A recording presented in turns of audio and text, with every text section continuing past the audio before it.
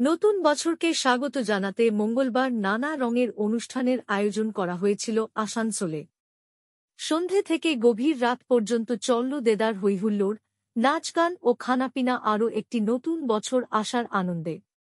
আসানসোল ক্লাবে নতুন বছরকে স্বাগত জানাতে মঙ্গলবার সন্ধে এক রঙিন অনুষ্ঠানের আয়োজন করা হয়েছিল। ঘড়ির কাঁটা ঠিক যখন 12টা তখন বাজনা ও রংবেরং আলোর মধ্যে দিয়ে পুরনোকে বিদায় জানিয়ে নতুন বছরকে আহ্বান জানান। একাধিক শিল্পী গান করেন সেই অনুষ্ঠানে।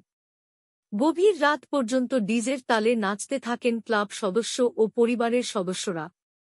উপস্থিত ছিলেন ক্লাবের সভাপতি অমরজিৎ সিং ভারারা, সেক্রেটারি শোভন নারায়ণ বসু, শচীন রায়, আশিস প্যাটেল, মনীষ বাগাড়িয়া, ভিকি সাউ, গৌরী শঙ্কর আগরওয়াল সহ অন্যান্যরা।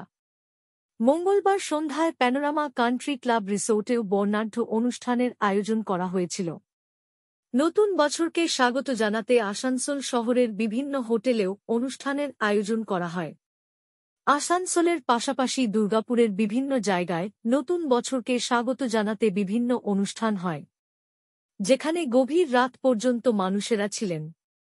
এদিকে নতুন বছরের একেবারে প্রথম দিন বুধবার সকাল থেকেই মাইথন সহ বিভিন্ন পিকনিক স্পটে মানুষের ঢল নামে। এদিন সকালে কল্যাণেশ্বরী মন্দির, ঘাঘরবুড়ি মন্দির সহ একাধিক মন্দিরে প্রচুর মানুষ পুজো দেন।